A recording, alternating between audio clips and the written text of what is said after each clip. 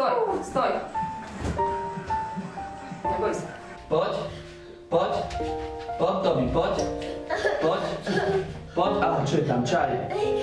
Poď, pomaly, pomaly. Skús, ručky dolu, stoj.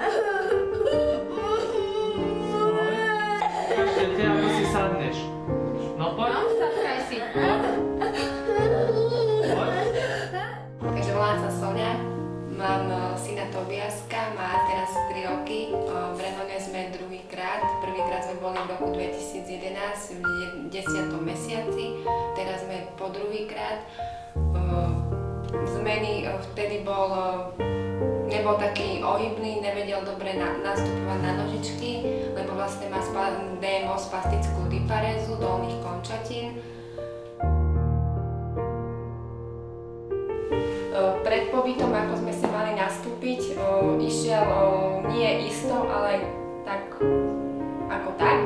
Nešlapal na celé nožky, išiel iba na špičky. Teraz vlastne po dokončení celého rehabilitačného pobytu tu v Renone šlapeme na celé nôžky úplne a ide s istotou. Takže je tam vidieť pokrok vlastne v tom chodení, čo už by sa malo len zlepšovať. Odporúčam určite Renonu, hlavne pre detičky, ktoré majú DMOčku.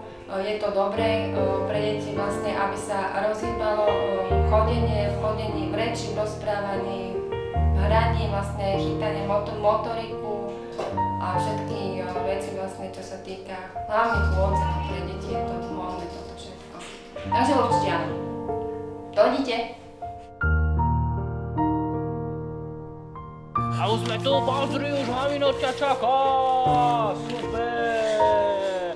Stoj, ešte, počítam. Raz, 2, 3, 4, 5. Teraz pekne poď 1, 2, 1, 2, 1, 2, 1, 2, 1, 2. Dobre.